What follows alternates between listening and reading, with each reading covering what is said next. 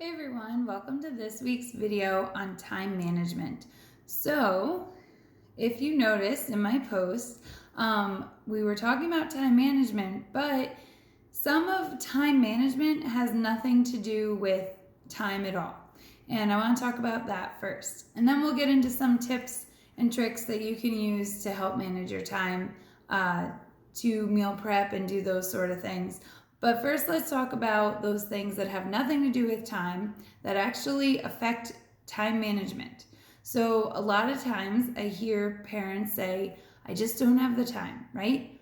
I work, I have X amount of kids, they go to school, different schools, homeschool, whatever it may be. We're busy, right? We do all the shopping and the cooking and the cleaning and working in some cases.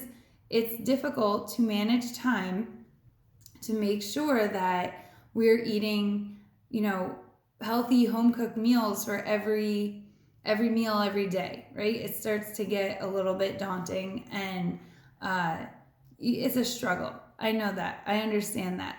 And it's easier sometimes to just go through the drive-through or swing by somewhere and pick something up. But let's talk about why time management has a little bit to do or not to do with time.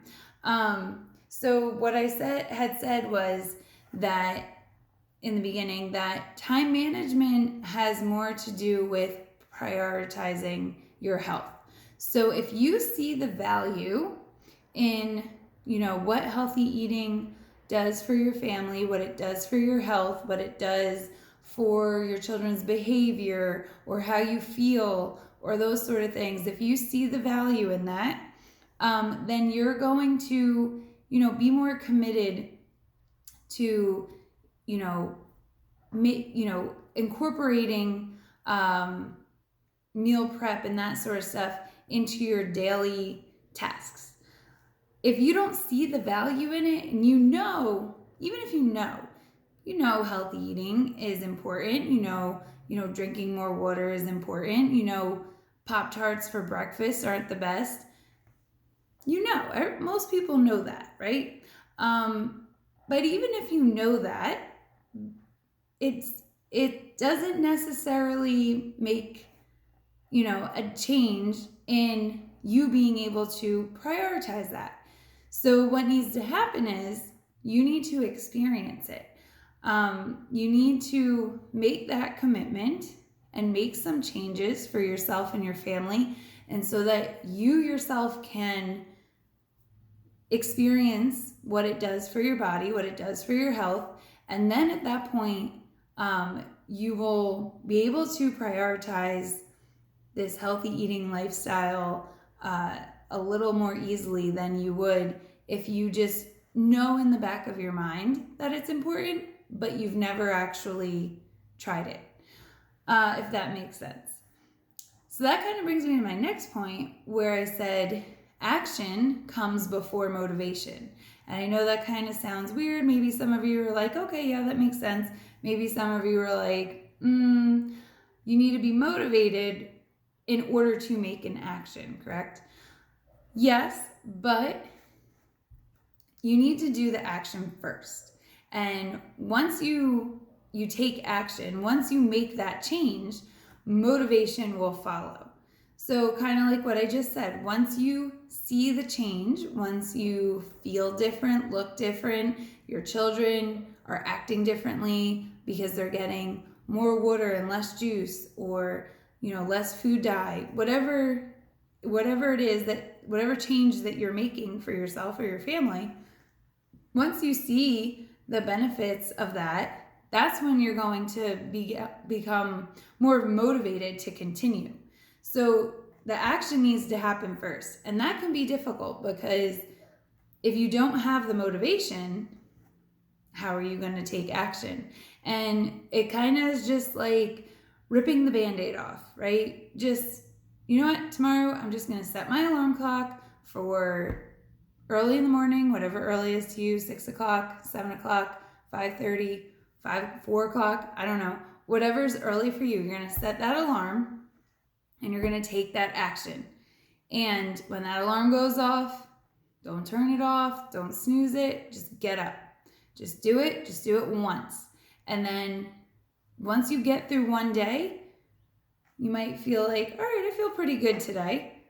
Tomorrow I'm going to do the same thing. And as you get through, the week doing that, you might start to notice, all right, I feel pretty good. And that creates more motivation within yourself.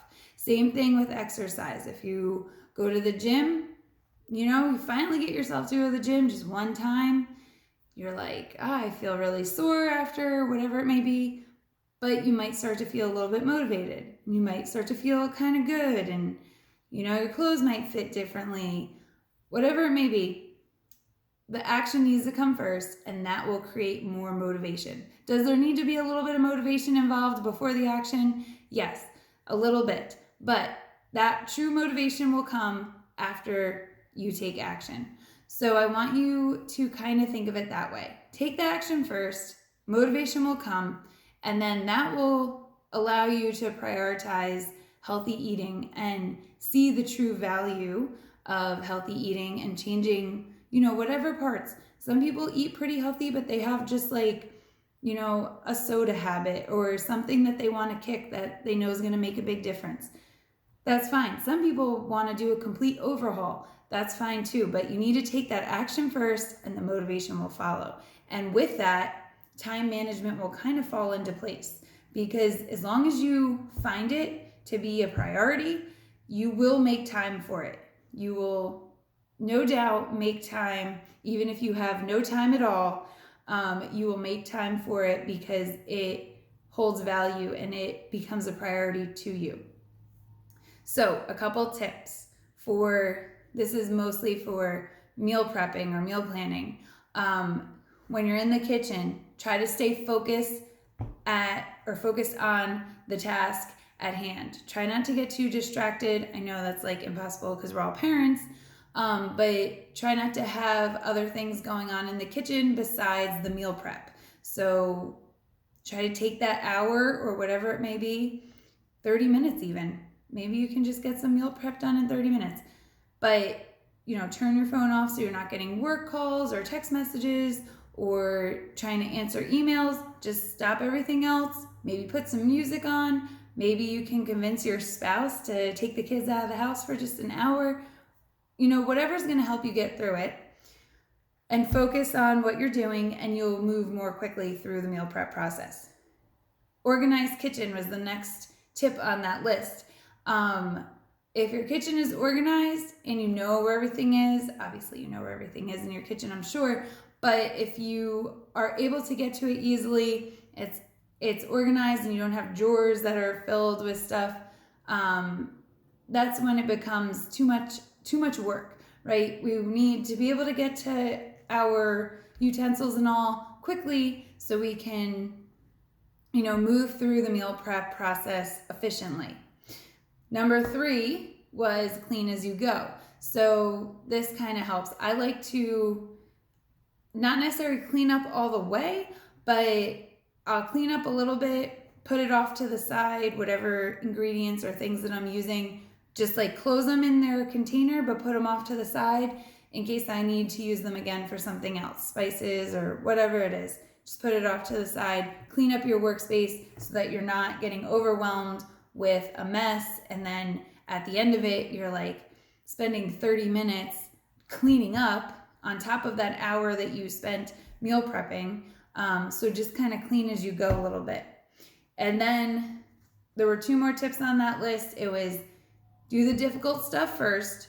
So whatever, if it's a lot of chopping that you have to do or something that takes a long time to cook, get that thing in the oven first, work on the easier stuff, as that other stuff is cooking, or do all your chopping first, even if you don't need that stuff until later, push it off to the side, and then that way it's done. And then the last thing is get your family to help. I know I said have your spouse take the kids outside or out for an hour or whatever, but you can also get them to help, especially if your kids are older. Maybe they'll be helpful. Maybe not so much, I don't know. But you can try to get everyone to help. and this will teach your kids skills for their future, and it might get them involved and more likely to try foods that they're picky about. If they see them being cooked and they got to help clean or cut or, crack eggs or whatever it is.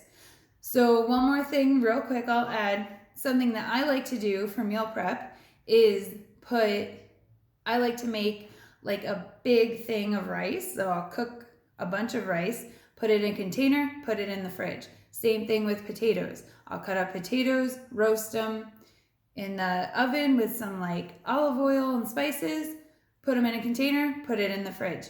Then I'll cook a bunch of chicken, container, fridge. Then I'll make a bunch of like ground turkey. I'll season the ground turkey and all, but I won't cook it. I'll just keep it raw in a container, put it in the fridge. Those are like some staples. You can do that with vegetables too. And now, some people like to make actual meals to go. So you just grab that meal and go.